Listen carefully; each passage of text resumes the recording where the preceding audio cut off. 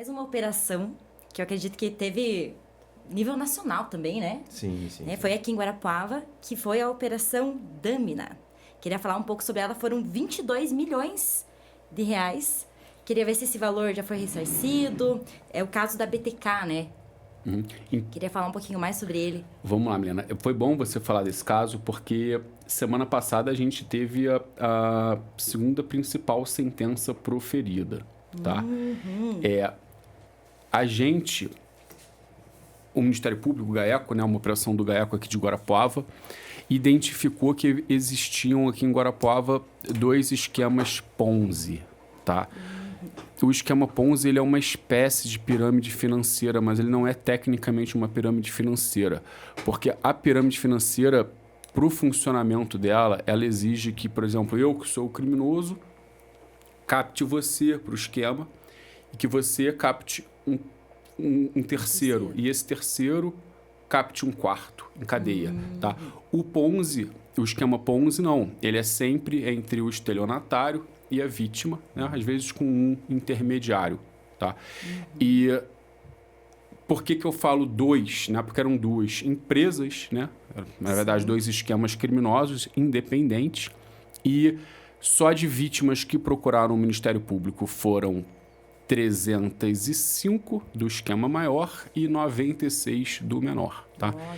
Recentemente a gente teve a sentença condenatória do segundo esquema, desse menor. O primeiro já havia sido condenado, o principal articulador, o principal criminoso, condenando os principais responsáveis, tá, pela elaboração, pela captação do dinheiro, em todos os crimes que o Ministério Público, que o GAECO acusou. Tá? Então, foram condenados por 400 estelionatos. Nossa. A ideia dele é assim, ó, ele pegava o dinheiro da galera para investir e falava que ia render, uma porcentagem incrível. E a galera foi colocando, e aí deu no que deu, né? Quando viu, ficou sem nada.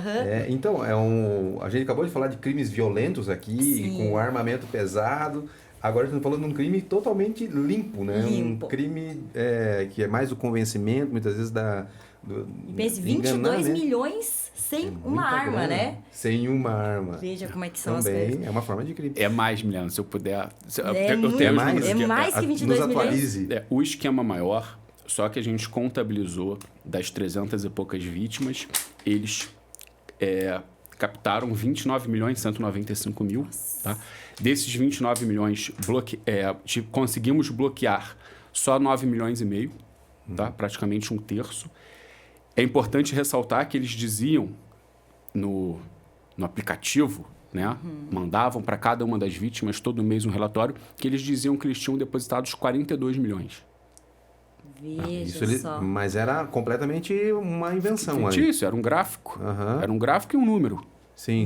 E o aplicativo era deles, então eles podiam colocar qualquer número que eles quisessem. O site era deles, não era um site de corretora, não era um site de uma instituição financeira, sabe? O dinheiro não estava vinculado ao CPF das pessoas, era uma planilha.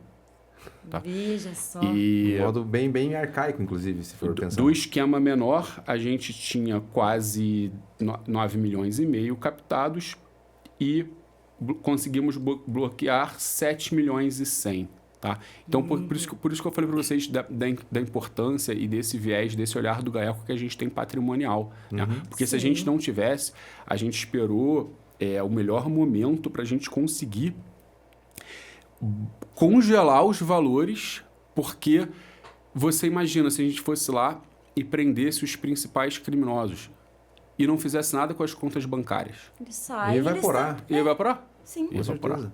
E assim, mesmo dessa maneira, muitas vezes eles acabam aplicando em criptomoedas, acabam dando uma maquiada nesses valores para tentar evitar o bloqueio dos bens, né? Mas mesmo assim, eu acredito que, né, a polícia, o GAECO, tem formas de ir atrás dessa grana aí, né? Nesse caso, aqui no nosso caso da Operação Dâmina, não houve uma transferência significativa para cripto, tá? Porque a gente olhou, fizemos auditorias sobre os valores e o que a gente verificou, né? Porque muitas vítimas se perguntam, mas viu, se eles captaram 30, como é que você tem 9? Cadê os outros 20 milhões? Acontece que o esquema Ponzi, ele é um esquema muito... Ele come o dinheiro. Por quê? Porque vamos supor o seguinte, a Milena investe 100 mil e os criminosos prometiam às vítimas, além da total ausência de risco, tá? Falavam, olha, nosso negócio não tem risco, a gente não perde dinheiro. Entre 4% e 8% de rendimento ao mês. Nossa. Ao mês. Eu quero demais. Eu desafio vocês, a qualquer banco, qualquer corretora, qualquer empresa séria no Brasil, prometer algo parecido. Tá? Não existe. Né? Literalmente é bom demais para ser verdade. É bom demais para ser verdade. Só que as pessoas não enxergavam isso. Né? Como o Fábio falou, né? O estelionatário consegue que a vítima te dê dinheiro e ainda acha que está sendo uma vantagem. Sim. Convence outros ainda, né? Achava que estava fazendo um grande maravilhoso, negócio. estou ganhando dinheiro. Aí o que acontecia? Aí vamos supor que a Milena colocou 100 mil no esquema. Tá? Ela, depois de um ano, tinha 160. Se ela tirasse o dinheiro depois de um ano, depois de um ano e meio, agora eu vou comprar um carro. Ela tirava 200 mil. Ela botou 100, tirou 200, tá? E o dinheiro que ela botou lá não rendeu absolutamente nada. Ou Esse seja, dinheiro era de outras vítimas também. de outras vítimas. Que estavam pagando. Exatamente. Pessoas que entraram depois da Milena E aí estão eu pagando falava- o suposto lucro. E você, de boa fé, achando, nossa, é um tremendo negócio. Investe lá, E investe você lá. falava para 10 pessoas. E E quem assim foi vai. sacando por primeiro ainda Eu tinha. fico pensando assim, como que surgiu essa investigação? O que foi o estopim? Porque acredita assim que começou denunciando, aí outro denunciando. Desde a primeira denúncia, você já começa a investigar?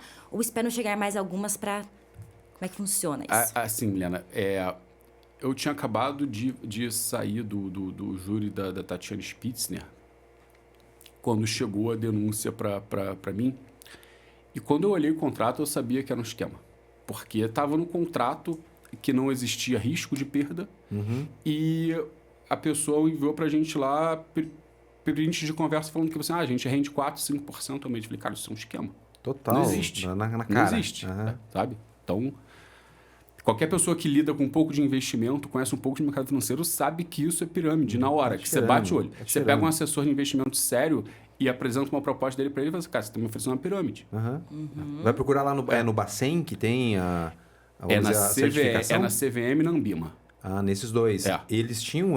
Provavelmente não tinham. Tinham nada. Então, quem estava investindo realmente era leigo, inclusive na questão do investimento. Sim. Se a pessoa procurasse... Eram tantos sinais, assim, né? Que, assim... Quando você abre uma conta numa corretora, né? Como você estivesse abrindo uma conta num banco, aquele dinheiro fica vinculado ao seu CPF.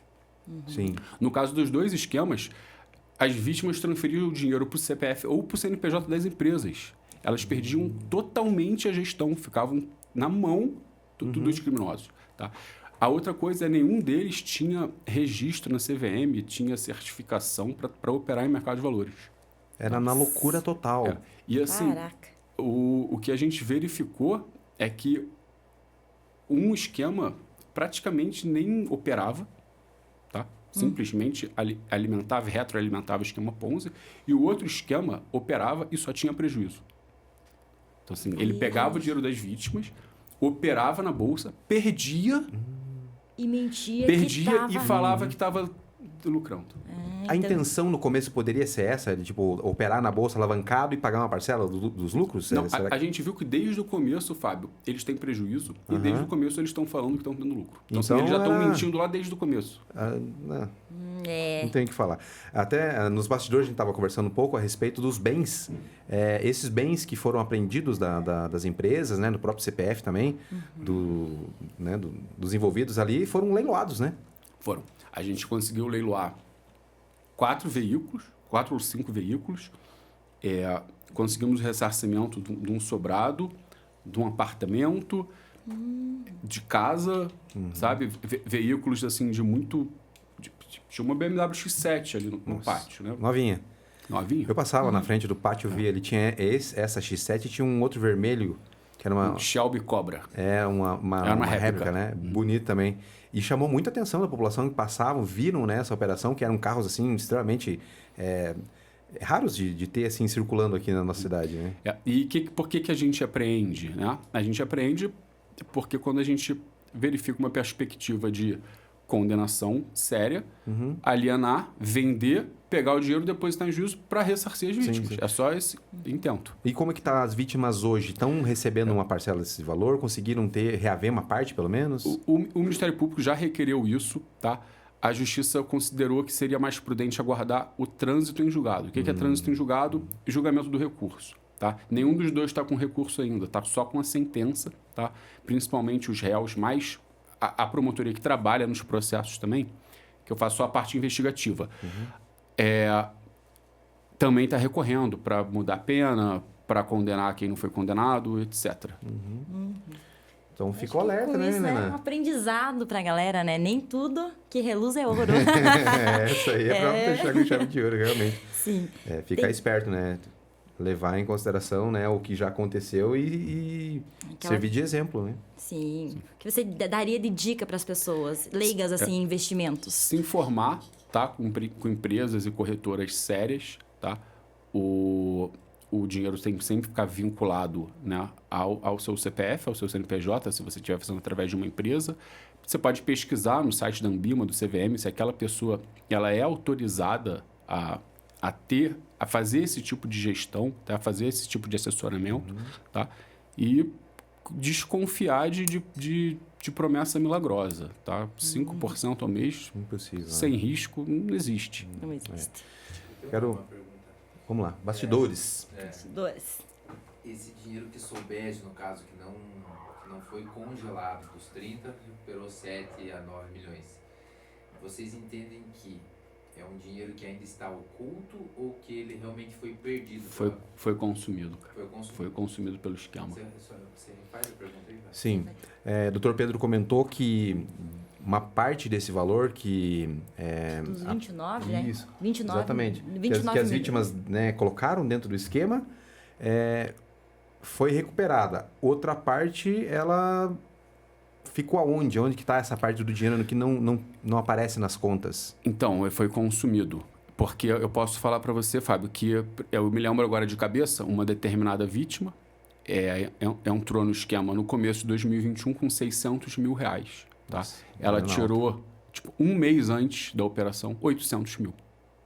Nossa, ela ainda levou... Levou dinheiro? Levou dinheiro, mas Estava de boa essa fé. pessoa, no caso, não tem nada a ver com o Não tem esquema. nada a ver, tá de boa fé. Era uma vítima, ela só não foi vítima porque ela sacou o dinheiro, precisou o dinheiro antes de deflagrar a operação. Então, no caso, como a operação muitas vezes dava prejuízo, esse valor ali dos 29 mil foi recuperado 9, os 20 pode ter sido que foi consumido mesmo pelo crime. Assim, além do esquema Ponzi, assim, a gente tinha um gasto totalmente exorbitante por um dos principais investigados, né? Era troca de carro, ele teve Porsche, teve BMW X7, outras BMWs, estava residindo no Alphaville, em São Paulo, com um aluguel que a gente pesquisou na época, estava anunciado por 60 mil reais mês, 60 ou 45 mil reais mês, né? Viagens de luxo, né? Exatamente. Isso também chama a atenção, né, dos Sim. órgãos, né? O próprio GAECO fica de olho quando acontece uma ostentação assim que está fora do padrão, né? Sim.